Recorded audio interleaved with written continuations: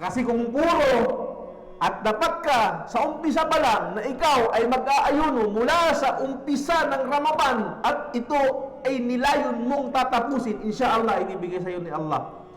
Hindi ka mahihirapan, insyaallah, at hindi mo yun mabaviolate yung mga ipinagbabawal sa buwan ng Ramadan.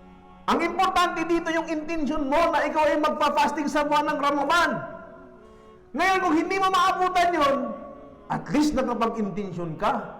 Sapagkat kapag totoo ka dyan, sa iyong pag-intensyon at namalay ka at hindi ka nakaabot sa buwan ng Ramadan, fakadwa ka.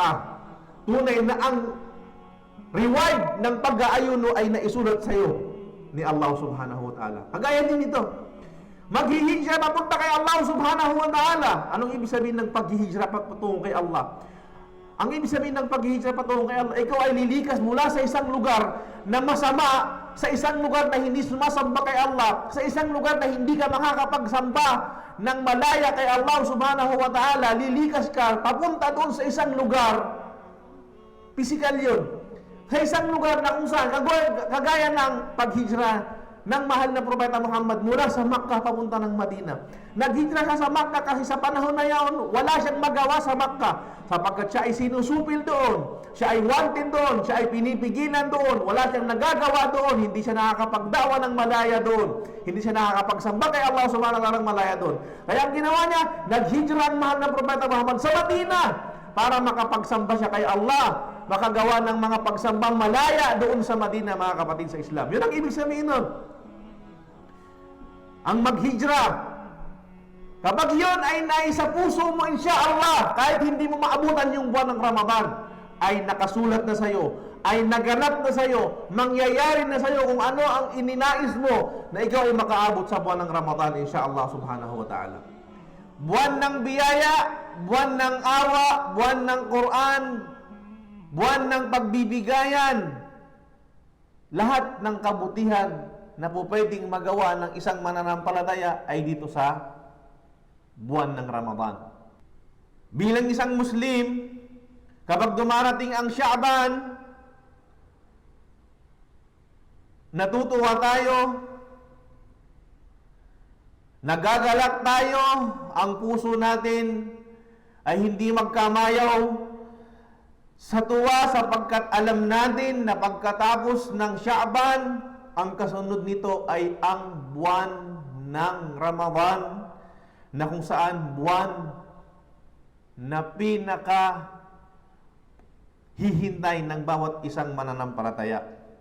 Buwan ng biyaya, buwan ng awa, buwan ng Quran, buwan ng pagbibigayan, lahat ng kabutihan na po pwedeng magawa ng isang mananampalataya ay dito sa buwan ng Ramadan. Kaya naman, kagaya ng mga taong nangangalakal, mga nagninegosyo, alam nila kung kailan yung mga pagkakataon na sila ay bebenta ng marami, sila ay kikita, sila ay tutubo sa kanilang paninda. At sa bawat pagkakataon, tsansa na makikita nila ito, na sila ay kikita at tutubo sa kanilang paninda, ay pinaghahandaan nila ito. Kahit naman sa hindi mga mananampalataya, alam nila yung mausim o hindi kaya yung season kung kailan darami ang kanilang mga benta at ang kanilang mga kinikita. Kaya bago pa dumating yung pagkakataon na yon, yung season na kung saan magiging busy sila sa kanilang gagawing pagtitinda at pagninegosyo, paghahandaan nila ng todo-todong paghahanda. At walang duda doon, mga kapatid sa Islam. Ito ay sa mga makamundong bagay. Kahit saan naman, mga kapatid sa Islam, kung ibibigay sa iyo yung tsansa, isang tsansa na kakaiba sa lahat ng naranasan mo, ay gagawin mo ang lahat ng paraan upang makuha yung tsansa na yun, mga kapatid sa Islam. Alam natin na sa panahon ng Ramadan, ito ay buwan ng pagpapatawad, buwan na kung saan pinapatawad ni Allah subhanahu wa ta'ala ang mga kasalanan natin. Pero bakit may mga tao pa rin na pagkatapos ng buwan ng Ramadan ay hindi napatawad ni Allah subhanahu wa ta'ala? Bakit may mga tao pa rin na kahit na ang buwan ng Ramadan ay buwan ng Quran, ni hindi man lang nakabuklat ng pahina ng banal na Quran at nagbasa? Kahit na alam niya na ang buwan ng Ramadan ay buwan ng Quran, bakit may mga tao sa kabila na alam nila na ang buwan ng Ramadan ay dinodoble-doble dito ang mga kabutihang ibinibigay ni Allah? Bakit may mga tao pa rin na nagpapabaya at hindi nila kinukuha yung pagkakataon na ibinibigay sa kanila ni Allah subhanahu wa ta'ala sa paggawa ng kabutihan? Ito'y tanong sa aking sarili, unang-una mga kapatid sa Islam, at sa inyo. At marahil, isa sa mga kadahilanan kung bakit hindi nagtatagumpay ang isang tao sa buwan ng Ramadan, dahil sa kakulangan niya sa paghahanda bago pa dumating yung buwan ng Ramadan. Kaya naman, kayfa nasta'id li Ramadan? Paano natin paghahandaan yung Ramadan, mga kapatid sa pananampalatayang Islam? Mahigit na lang, almost 20 days na lang, mga kapatid sa pananampalatayang Islam, ulagpas ng 20 days. Darating na at sasabit na yung buwan na mabiyaya. Buwan na kung saan pinakaabangan ng mga mananampalataya. Kaya hindi ba nararapat na paghandaan natin ito, mga kapatid sa Islam? Yes, mga kapatid sa Islam. Paghandaan natin ito sa abot ng ating makakaya. Sapagkat wallahi, kapatid sa pananampalatayang Islam, ang taong lugi ay ang taong naabutan niya yung Ramadan at nakapagsagawa siya ng Ramadan at lumipas ang Ramadan, ngunit walang nagbago sa buhay niya. Ngunit walang nabago sa pananampalataya niya. Hindi man lang umangat ng konti ang kanyang pananampalataya. Hindi man lang nakapagdagdag ng konting sura sa banal na Quran. Hindi man lang nakadagdag sa kanyang kaalaman yung mga sunna ng propeta, hadith ng propeta Muhammad sallallahu alaihi wasallam. Yun ang tunay na lugi, mga kapatid sa Islam. Yun ang tunay na lugi. Kaya naman nararapat sa isang tao, sa isang mananampalataya, na paghandaan niya ang pagdating ng buwan ng Ramadan. Paano nga ba natin paghahandaan, mga kapatid sa pananampalatayang Islam, ang pagdating ng buwan ng Ramadan? May mga bagay na kinakailangan nating ikonsidera, mga kapatid sa Islam. Bago pa natin mismo suungin yung pag-aayuno sa buwan ng Ramadan, ay kailangan maghanda tayo. At isa sa mga sinasabi ng ating mga pantas na paghahanda na kailangan nating gagawin bago dumating yung buwan ng Ramadan ay yung tinatawag na at-taubatun nasuh wa kathratul istighfar, sabi ng ating mga scholars. Ang una dito ay ang pagbabalik loob kay Allah ng tapat na pagbabalik loob. Ibig sabihin, yung paghingi ng kapatawaran kay Allah, ng tapat na paghingi ng kapatawaran at pagpaparami ng istighfar, paghingi ng kapatawaran sa mga kasalanan. Yung taubatun nasuha, sabi ni Allah subhanahu wa ta'ala, sabi ni Propeta Muhammad sallallahu alaihi wasallam, tubu ilallahi ayyuhal mu'minun la'allakum tuflihun. Magbalik loob kayo kay Allah subhanahu wa ta'ala, o kayong mga mananampalataya, nang hari nawa kayo ay magtagumpay. Ang tagumpay ay nakakabit dito, ang pagbabalik loob ng ganap at tapat ng isang mananampalatayang Muslim. Ang pagtatawba kay Allah subhanahu wa ta'ala bago dumating ang Ramadan ay isa sa mga dahilan kung bakit ikaw ay magiging muwaffaq. Ikaw ay pagpapalain. Ikaw ay gagabayan ni Allah subhanahu wa ta'ala sa buwan ng Ramadan.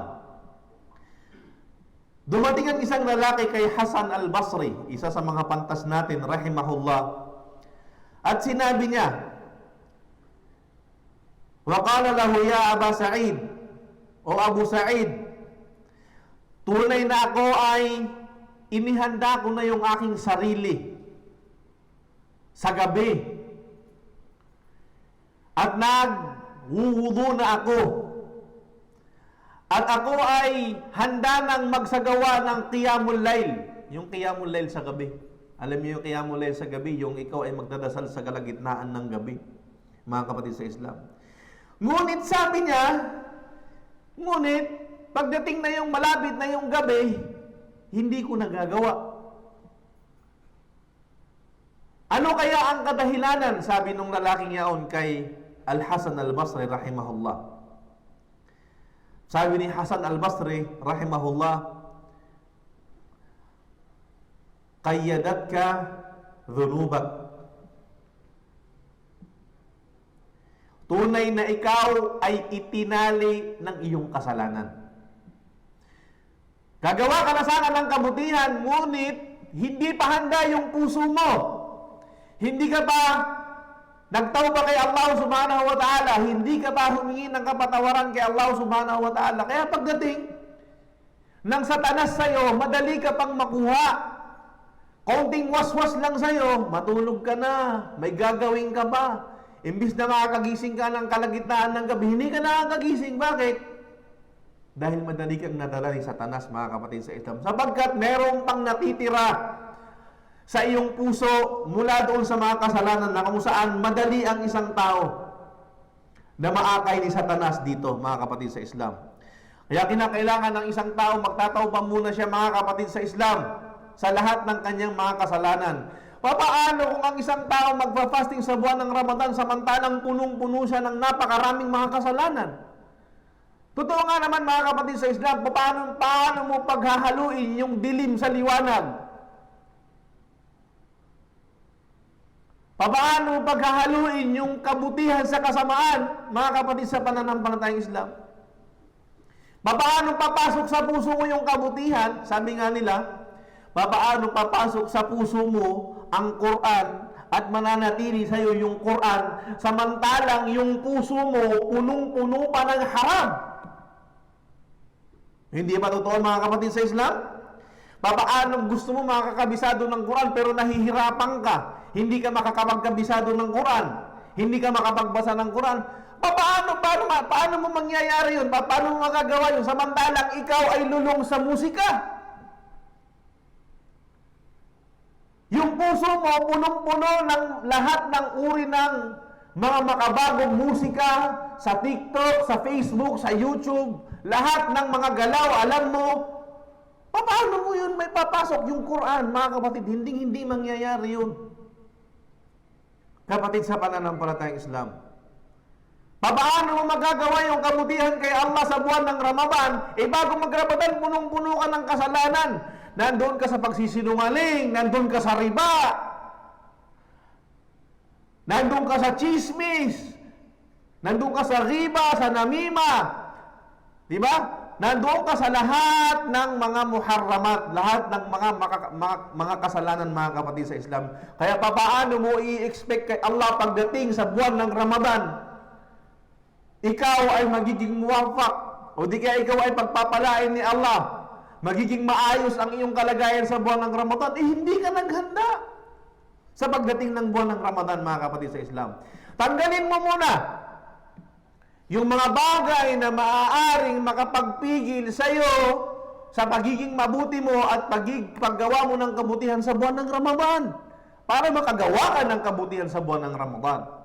Hindi ba sabi ng Propeta Muhammad SAW, merong isang taong nananalangin, sabi niya, Ya Rab, o aking Panginoon, dindinggin mo ako. Ang sabi ng Propeta Muhammad SAW, paano didinggin ang kanyang mga panalangin, samantalang ang kanyang kinakain ay galing sa haram, ang kanyang damit ay galing sa haram, ang lahat ng may kinalaman sa kanya ay galing sa haram, fa'anna yustajaba lah. Paano ito tatanggapin ni Allah? Puro haram ang nasa kanyang katawan, mga kapatid sa Islam. Ganun din. So bago natin salubungin yung buwan ng Ramadan, magtauba tayo kay Allah. Humingi tayo ng kapatawaran kay Allah subhanahu wa ta'ala, ng tunay na kapatawaran. Hindi yung sasabihin mo, ya Allah, patawarin mo ako, pero bukas, anong ka na naman? Sa kasalanan na ikaw ay humingi ng kapatawaran. Ya Allah, patawarin mo ako, pero nandyan ka na naman sa kasalanan na kung saan hindi mo maiiwanan o hindi mo kayang iwanan, mga kapatid sa Islam. At yung istighfar, yung paghingi ng kapatawaran kay Allah subhanahu wa ta'ala, astaghfirullah al-azim, astaghfirullah al-azim. Sabi ni Propeta Muhammad sallallahu alaihi wasallam, tubu ilallahi ya ayyuhan nas, tubu ilallahi wastaghfiru fa inni atubu ilallahi wa astaghfiru fil yawmi aktharu min 100 marrah. Aw kama qala Nabi sallallahu alaihi wasallam. Sabi ng Propeta Muhammad sallallahu alaihi wasallam, o kayong mga tao, humingi kayo ng kapatawaran kay Allah. Humingi kayo ng pagpapatawad kay Allah at humingi kayo ng kapatawaran sa Kanya, sapagkat tunay na ako ay humihingi ng tawba sa Kanya at humihingi ng kapatawaran sa Kanya sa mga kasalanan ko sa isang araw ng mahigit ng sa 100 beses.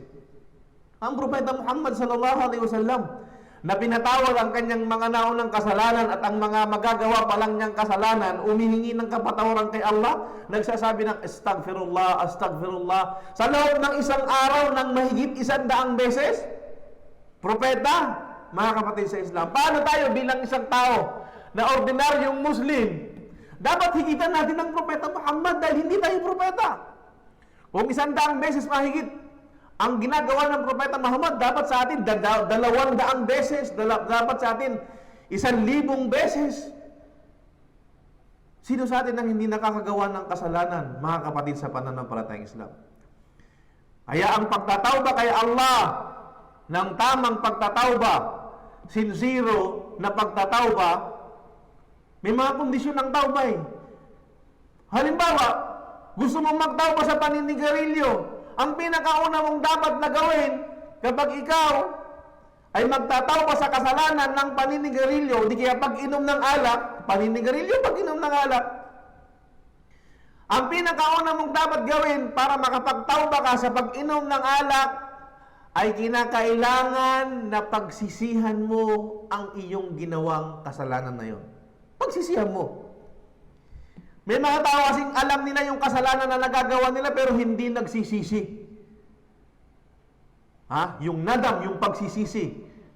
Parang ikaw ay aminado. Pangalawa, yung pag-amin mo sa sarili mo na yung ginawa mo ay kasalanan. Bukod sa nagsisi ka, aminado ka sa sarili mo na kasalanan yun at hindi maganda at masama yun.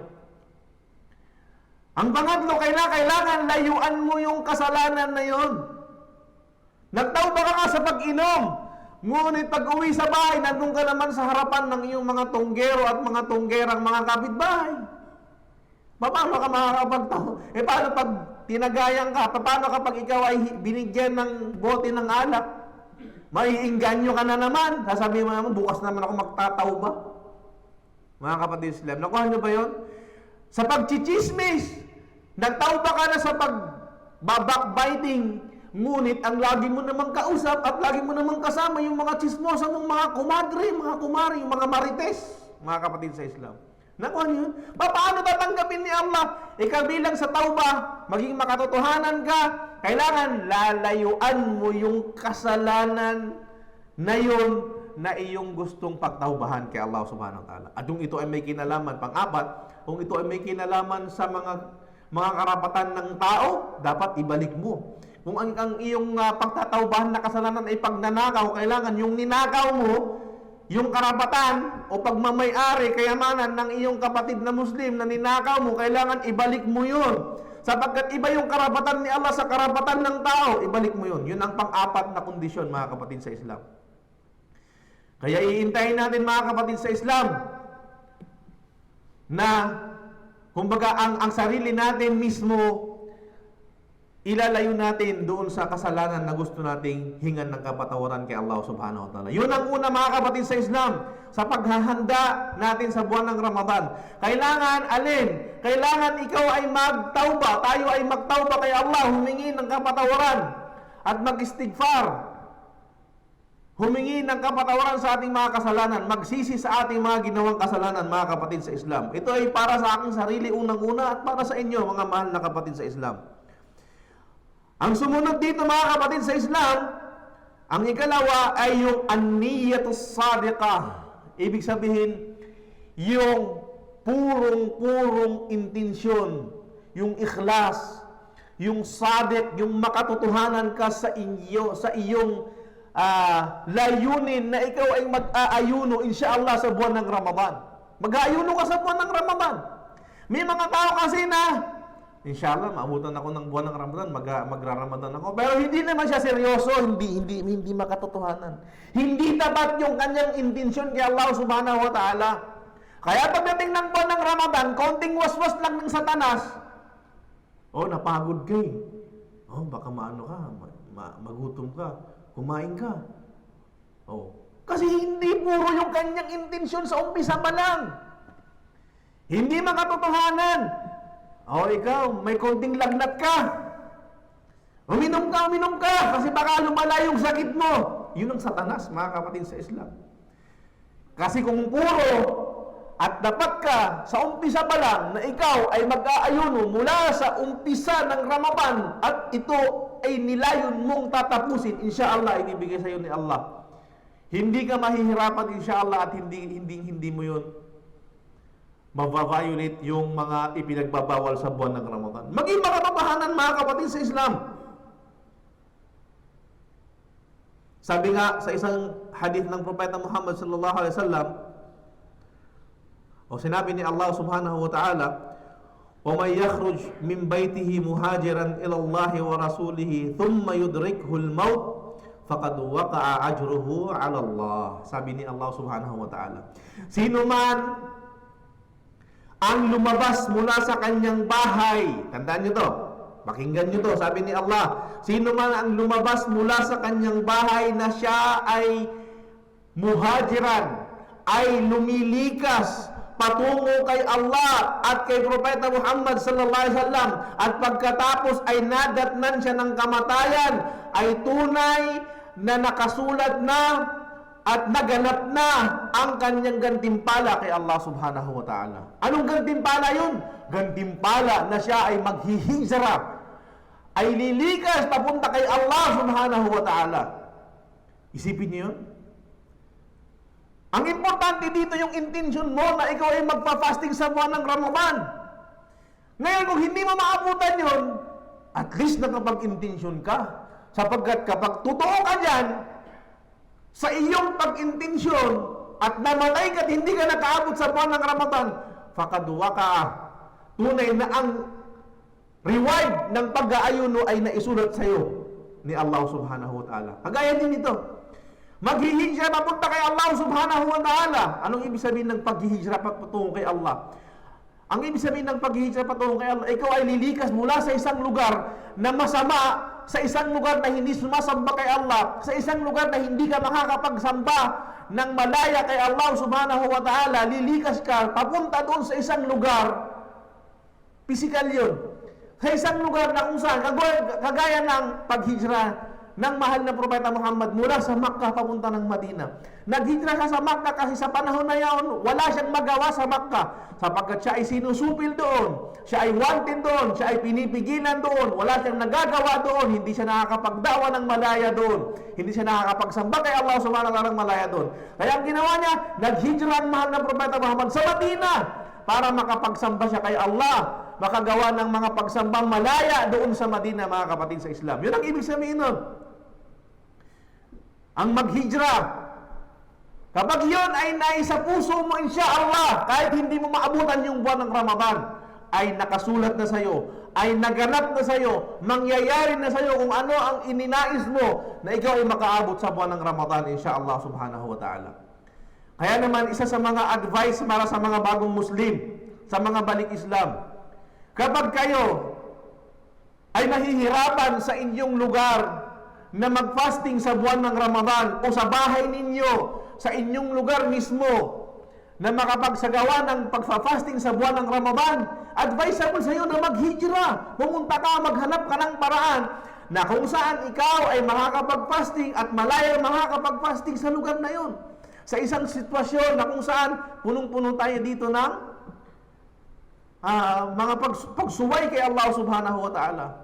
Kung nandun ka lang sa inyong lugar na kung saan alam mo na makakakain ka, makakainom ka sa buwan ng Ramadan, sa araw ng Ramadan, umalis ka dyan. Gumawa ka ng paraan, maka-escape ka dyan. Mas mahalaga sa iyo ang pananampalataya mo, mga kapatid sa Islam. Tandaan po natin yan. Kaya gagawa kayo ng paraan at gagawa tayo ng paraan na tayo ay hijra, makagawa ng pagsamba kay Allah subhanahu wa ta'ala, kagaya ng pagpa-fasting sa buwan ng Ramadan, na tayo ay malaya. Gagawa tayo ng paraan kung saan yung lugar na yun na makakapag-fasting tayo at magagampanan natin ang pag-aayuno sa buwan ng Ramadan na tayo ay malaya, mga kapatid sa Islam. Pangatlo, al-azima, al-azimatus sadiqa. Ang ibig sabihin yung azima, yung iyong pagpupursigi talaga. Al-azimatus sadika, yung makatotohanang pagpupursigi na insyaallah makaabot ka sa buwan ng Ramadan. Ipapakita mo sa inyong sarili na ikaw talaga ay nagpupursiging maabutan ka sa buwan ng Ramadan, mga kapatid sa Islam. At pang-apat, at-tafarrug fi ashghalid dunya. Ang pang-apat ay ang iwasan mo ang mga magpapaabala sa iyo at makakapagpabisi sa iyo sa mga makamundong bagay. Totoo nga naman, ikaw ay magiging busy sa mga makamundong bagay, alam na alam mong ikaw ay mabibisi at baka hindi mo magampanan yung pagpapasting sa buwan ng Ramadan, bakit mo isusugal yung pagpapasting mo, mga kapatid? Iwanan mo yung mga bagay na makakapagpabisi sa iyo. Mga kapatid sa Islam, ang Propeta Muhammad sallallahu alaihi wasallam, napakadami ng kanyang mga halimbawa kung papaano sinasalubong ang buwan ng Ramadan at papaano niya pinaghahandaan ang buwan ng Ramadan, mga kapatid sa pananampalatayang Islam. Pang-apat, pang-lima, mga kapatid sa Islam,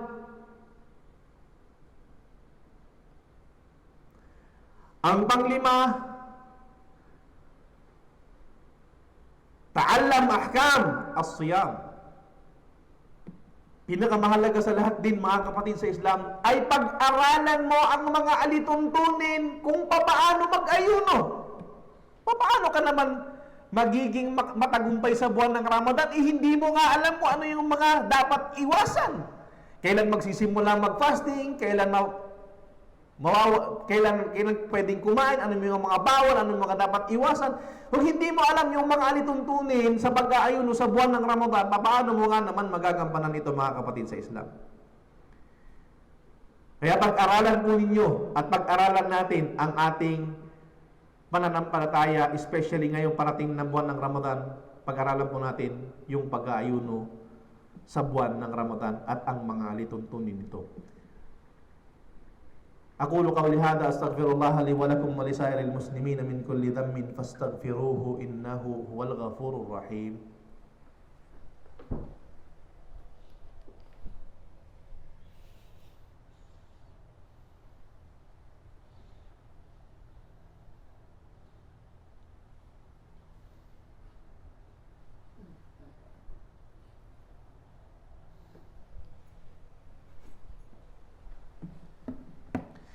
Alhamdulillahi Rabbil Alamin wa bihi nasta'in fi umuri dunya wad din wa sallallahu ala nabiyyina Muhammadin wa ala alihi wa ashabihi ajma'in. Mga kapatid sa Islam, pang-anim mula doon sa mga dapat nating gawing paghahanda bago dumating yung buwan ng Ramadan ay yung tinatawag na dua o yung panalangin. At maraming panalangin kay Allah subhanahu wa ta'ala. Ano ibig sabihin ng panalangin? Ipanalangin natin kay Allah subhanahu wa ta'ala ang napakaraming bagay. At kabilang dyan na, Ya Allah, paabutin mo kami sa buwan ng Ramadan. Ya Allah, kapag dumating na yung buwan ng Ramadan, O Allah, sana kami ay maging matagumpay. Ya Allah, sana magampanan namin yung obligasyon namin. Kasi isa ito sa mga mahahalagang sandata ng isang mananampalataya, yung panalangin kay Allah subhanahu wa ta'ala. Ang tao kapag inaraw-araw mo sa paghihingi at pagpangungutang, darating yung pagkakataon kahit gaano pa yan mapagbigay at mahaba ang pisi, kahit gaano pa siguro yung kayaman, kung araw-arawin mong humingi at umutang, mawawalan ng pasensya at maiinis sa'yo. Kabaliktaran kay Allah subhanahu wa ta'ala, kahit araw-arawin mo si Allah, humingi ka sa Kanya ng lahat ng iyong mga pangangailangan, ay hinding-hindi magsasawa sa iyo si Allah. Bagkus matutuwa pa si Allah subhanahu wa ta'ala sa iyo. Kapag ikaw ay nagsumango sa Kanya, araw-arawin mong humingi sa Kanya ng lahat ng mga biyaya at lahat ng mga pangangailangan mo, mga kapatid sa Islam. Ya Allah, Ya Dhal Jalali wal Ikram, sinabi ng Propeta Muhammad SAW, sinasabi ng mga scholars natin na ito ay isa sa pinakamagandang dua, Ya Dhal Jalali wal Ikram.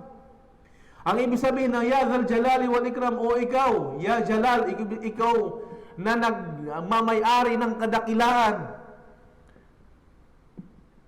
Humihingi tayo ng lahat ng kadakilaan na pwedeng ibigay ni Allah subhanahu wa ta'ala sa atin mula sa kanyang mga awa at mula sa kanyang mga biyaya, mga kapatid sa Islam. Humingi tayo ng napakaraming mga dua kay Allah subhanahu wa ta'ala. At huwag na huwag tayong mawawalan ng pag-asa, mga kapatid sa Islam. Paramihin po natin yung pagdudua natin kay Allah subhanahu wa ta'ala, sapagkat ito ay mabisa o malakas o pinakamalakas na sandata ng isang tao, ng isang mananampalatayang Muslim, mga kapatid sa Islam. Kaya naman, halina tayo sa paghahanda, mga kapatid sa Islam.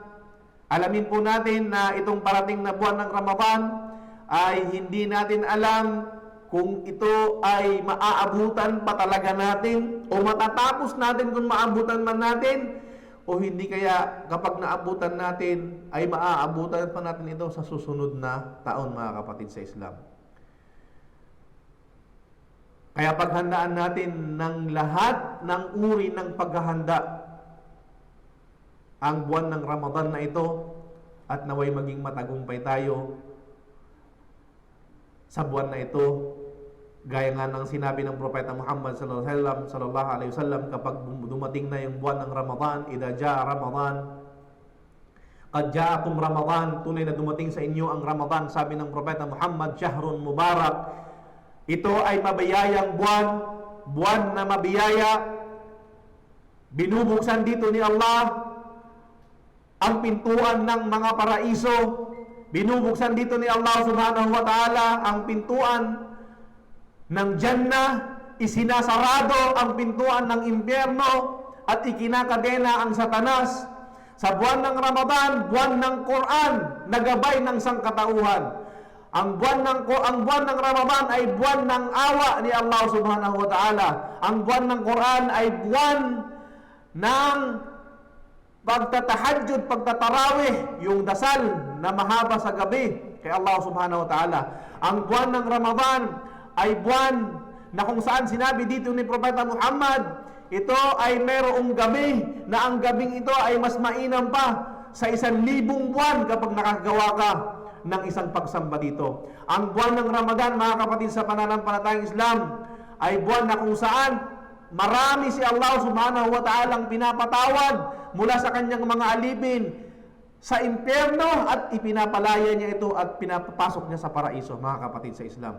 At ito ay may espesyal na pintuan sa paraiso, na ang paraiso na ito, ang pangalan ng pintuan ay Ar-Rayyan. Eksklusibo lamang sa mga tao na kung saan nag-aayuno sa buwan ng Ramadan. At napakarami pang iba na dapat nating samantalahin na hindi ibinibigay ni Allah maliban na lamang sa buwan ng Ramadan. Naway patawarin tayo ni Allah subhanahu wa ta'ala sa lahat ng ating mga pagkakasala at pagkukulang. Inna Allah wa malaikatahu yusalluna 'alan nabi ya ayyuhalladhina amanu sallu 'alaihi wa sallimu taslima. Allahumma salli 'ala